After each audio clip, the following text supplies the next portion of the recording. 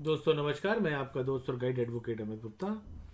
GST की आज की श्रृंखला में हम सेक्शन 91 को देखेंगे। सेक्शन 91 क्या कहता है जीएसटी एक्ट का।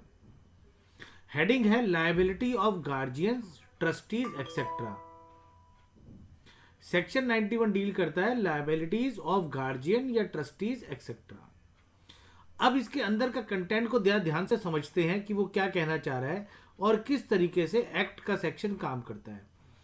कहता है where the business in respect of which any liability, interest और penalty is payable under this act is carried on by any guardian, trustee और agent of a minor or other incapacitated person on behalf of and for the benefit of such minor or other incapacitated person, the tax, interest or penalty shall be levied upon and recoverable from such guardian, trustee or agent in like manner and to the same extent as it would be determined and recoverable from any such minor or other incapacitated person, as if he were a major or capacitated person and as if he were conducting the business himself, and all the provision of this act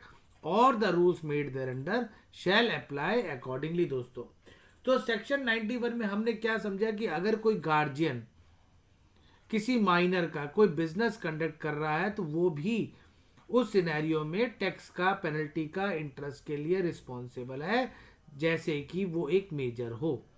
वो एक आड़ नहीं ले सकता कि I am a minor, मुझे नहीं पता। पेमेंट टैक्स की, इंटरेस्ट की उसको देनी ही पड़ेगी। सेक्शन 91 ये साफ साफ दोहराता है।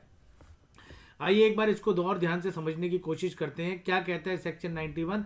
Liability of guardian, trustee etcetera where the business in respect of which any tax, interest or penalty is payable under this act is carried out by any guardian, trustee or agent of a minor or incapacitated person on behalf of and for the benefit of such minor or other incapacitated person, the tax, interest or penalty shall be levied upon and recoverable from such guardian, trustee or agent in like manner and to the same extent as it would be determined and recoverable from any such minor or other incapacitated person, as if he were a major or capacitated person and as if he were conducting the business himself, and all the provision of this act or the rules made thereunder shall apply accordingly।